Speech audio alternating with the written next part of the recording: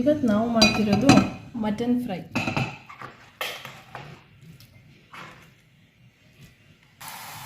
ಇದಕ್ಕೆ ಸ್ವಲ್ಪ ಅರಿಶಿನ, ಉಪ್ಪು, ಎಣ್ಣೆ,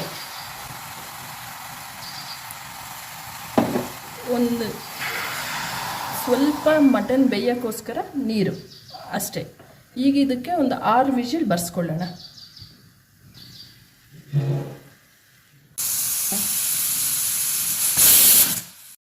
ಈಗ ಮಟನ್ ಬೆಂದಾಗಿದೆ. ಈಗ ಒಗ್ಗರಣೆಗೆ ಹಾಕ್ಕೊಳ್ಳೋಣ. ಫಸ್ಟು ಎಣ್ಣೆ,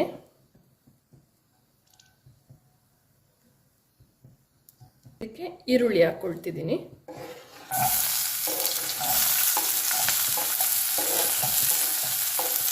ಒಂದು 2 ಹಸಿಮೆಣಸಿನ್ಕಾಯಿ ರುಚಿಗೆ,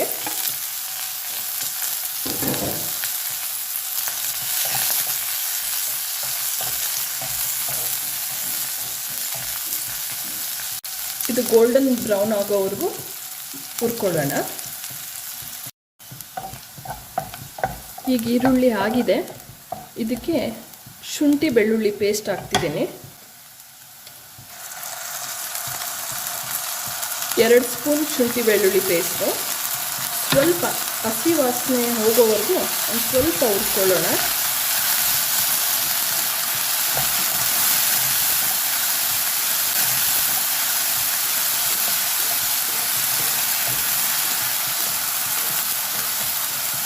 ಇದಕ್ಕೆ ಬೇಯಿಸ್ಕೊಂಡಿರೋವಂಥ ಮಟನ್ ಹಾಕೋಣ. ಆ ನೀರು ಸಮೇತ ಹಾಕ್ತಾ ಇದ್ದೀನಿ.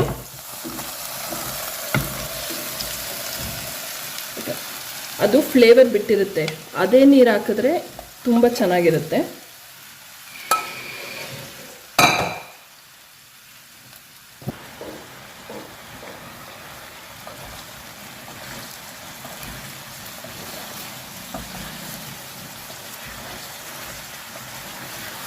ಇದು ಚೆನ್ನಾಗಿ ಮಿಕ್ಸ್ ಮಾಡಿ 1.5 ಸ್ಪೂನ್ ಧನಿಯಾ ಪುಡಿ,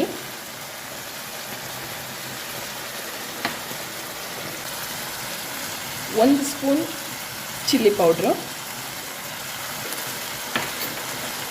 ಹಾಕಿ ಮಿಕ್ಸ್ ಮಾಡಬೇಕು.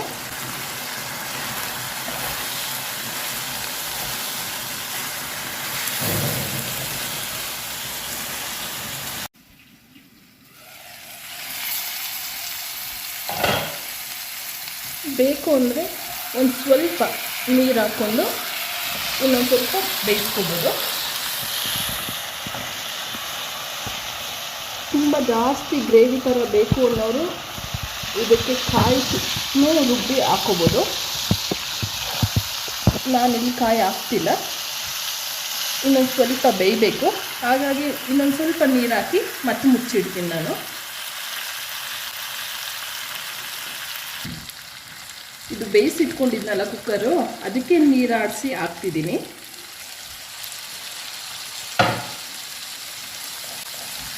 ಈಗ ಮಿಕ್ಸ್ ಮಾಡಿ ಒಂದು 5ರಿಂದ 10 ನಿಮಿಷದವರೆಗೂ ಬೇಯಿಸೋಣ.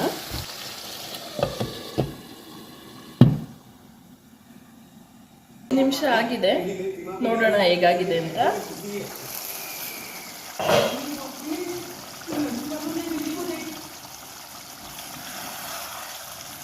ಇದು ಆಲ್ಮೋಸ್ಟ್ ಆಗಿದೆ. ಈಗ ಇದಕ್ಕೊಂದು ಅರ್ಧ ಸ್ಪೂನಷ್ಟು ಗರಂ ಮಸಾಲ ಹಾಕ್ಕೊಳ್ತೀನಿ ನಾನು ಸಾಲ್ಟ್ ಹಾಕಿಲ್ಲ. ಮಟನ್ ಬೇಯಿಸ್ಬೇಕಾದ್ರೇ ಸಾಲ್ಟ್ ಹಾಕಿದ್ದೆ. ಈ ಟೈಮಲ್ಲಿ ನೋಡ್ಕೊಳ್ಳಿ, ರುಚಿ ನೋಡಿಕೊಂಡು ನಿಮಗೆ ಉಪ್ಪು ಬೇಕಿದ್ದರೆ ಒಂದು ಸ್ವಲ್ಪ ಉಪ್ಪು ಆ್ಯಡ್ ಮಾಡ್ಕೊಳ್ಳಿ. ಇನ್ನೂ ಖಾರ ತಿಂತಾರೆ ಅನ್ನೋದಿದ್ದರೆ ನೀವು ಪೆಪ್ಪರು ಆ್ಯಡ್ ಮಾಡ್ಕೋಬೋದು. ನಾನೀಗ ಅರ್ಧ ಸ್ಪೂನಷ್ಟು ಗರಂ ಮಸಾಲ ಹಾಕಿದ್ದೀನಿ.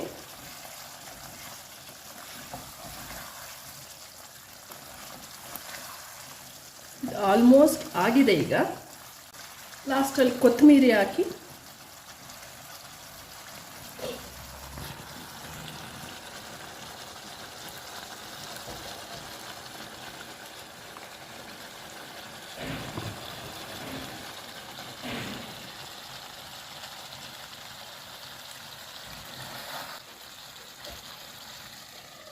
ಇನ್ನು 1 ನಿಮಿಷ ಬೆಂದರೆ ಸಾಕು, ಮಟನ್ ಬೆಂದಿದೆ.